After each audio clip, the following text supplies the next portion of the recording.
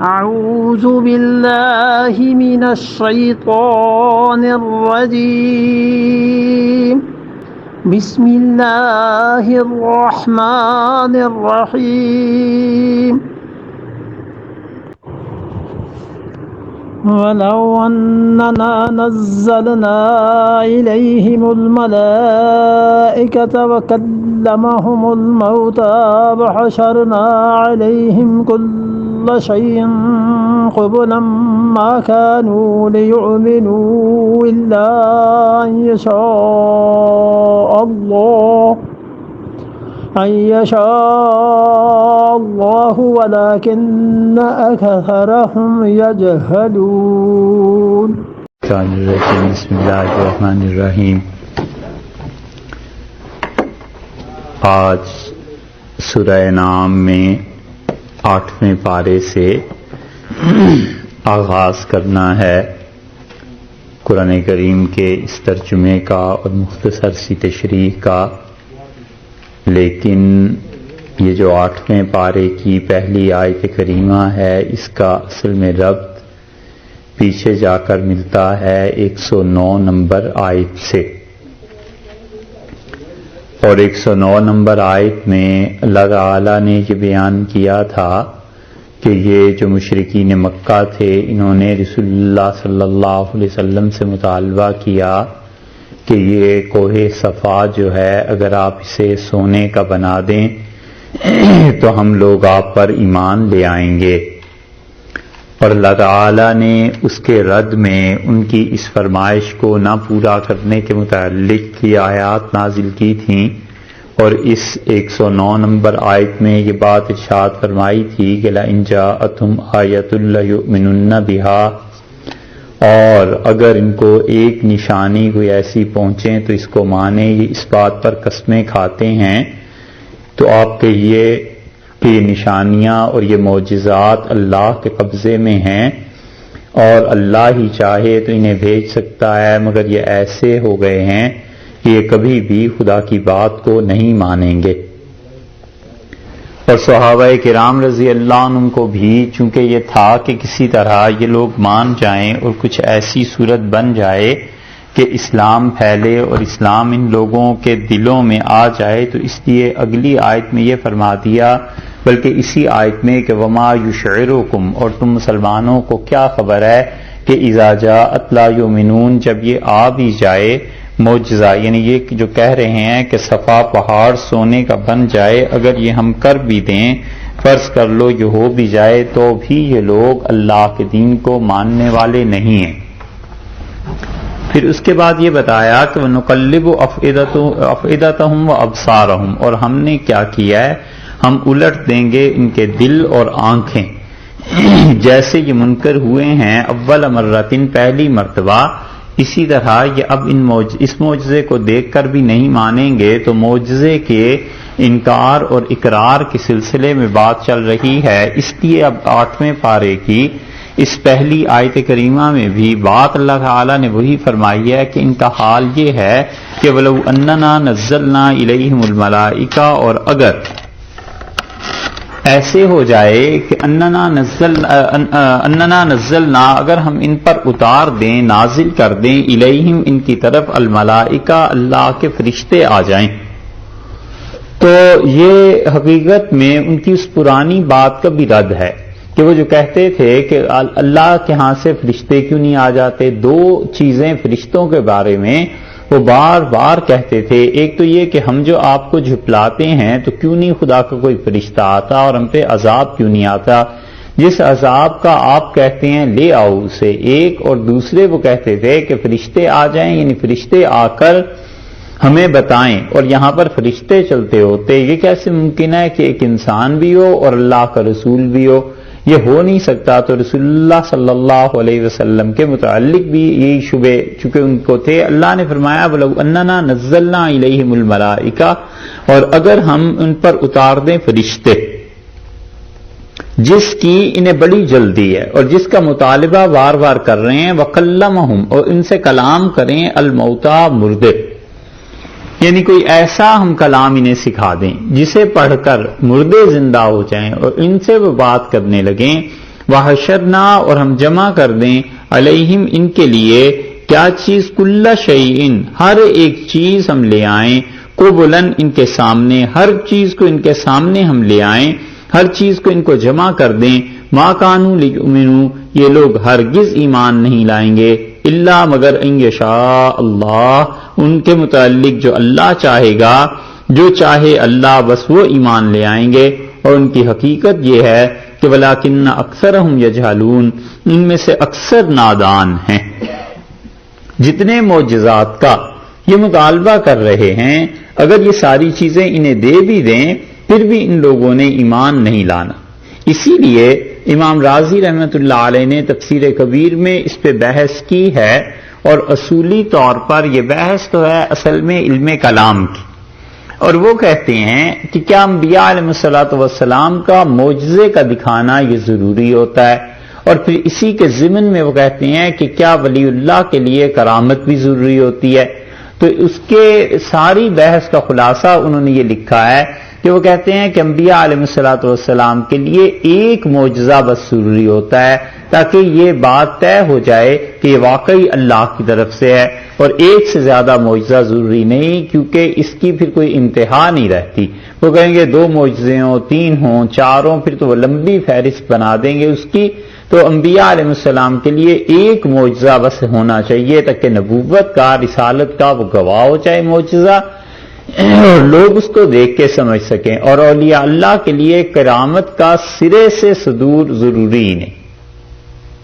وہ کہتے ہیں ساری زندگی کرامت سرزد نہ ہو کسی ولی سے تو بھی وہ ولی ہو سکتا ہے ممکن ہے خدا کے ساتھ دوستی اور تعلق اس کا ہو اور اس سے کوئی کرامت نہ سرزد ہو اور اس کے لیے بڑی اچھی دلیل بھی بعض اہل کلام میں سے لوگوں نے لکھی ہے وہ کہتے ہیں کہ صحابہ کرام رضی اللہ عنہم یقیناً اولیاء کرام جو امت کے ہیں ان سے افضل تھے اور کئی صحابی رضی اللہ عنہ دنیا سے چلے گئے اور ساری زندگی ان سے کوئی کرامت سرزد نہیں ہوئی تو اس لیے ان کے لیے کوئی ایسی بات نہیں ہے انہیں پھر بھی صحابیت کا شرف حاصل ہے نہ اللہ کے ہاں ان کی کوئی کمی ہوئی ہے ایسے ہی جو اولیاء کرام ہوتے ہیں ان کے لیے کرامت کا ظہور بھی جو ہے وہ کوئی شرط نہیں ہے اور اسی طرح اگر فرض کر لیجئے کہ کرامت اس کی کوئی ظاہر بھی ہو گئی تو اس کرامت پہ اسے کتنا ثواب ملے گا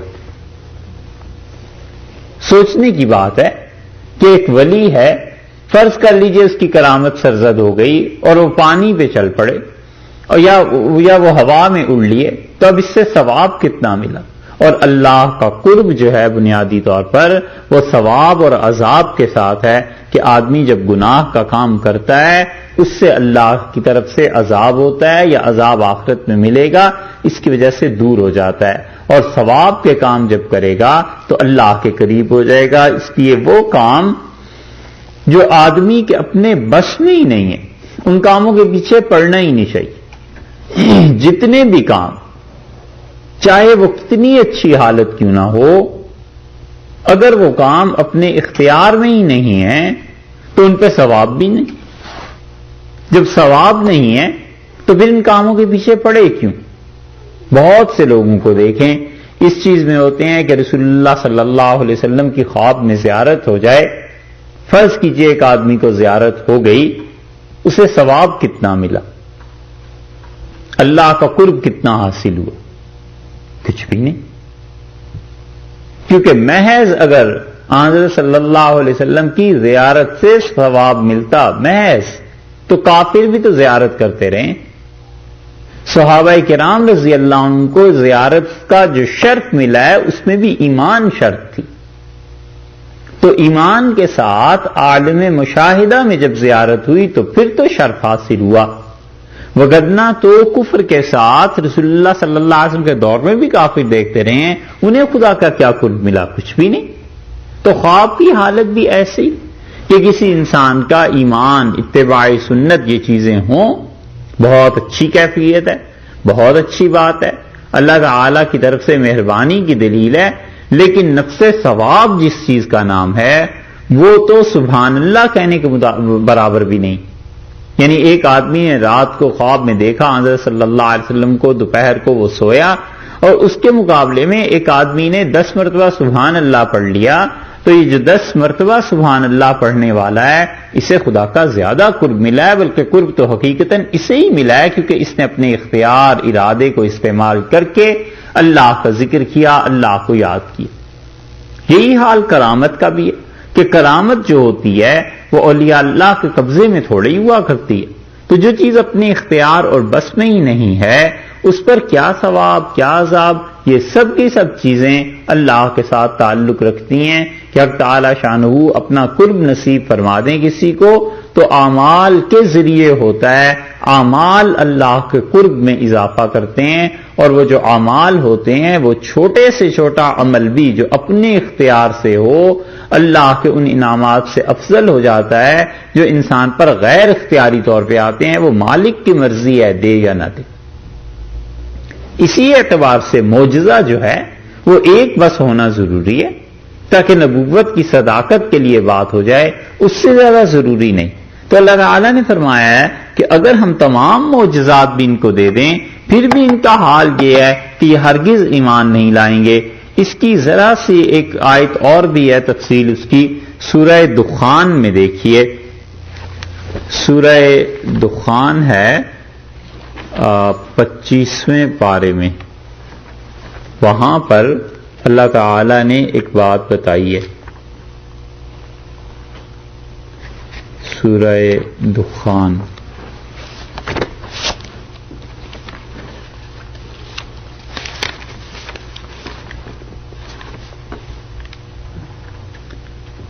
پچیس نمبر ہے سورت کا۔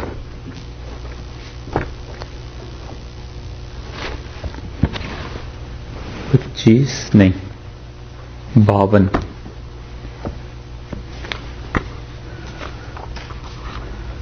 نہیں سر 52 بھی نہیں ملی ہے جی، 47 44 اچھا جی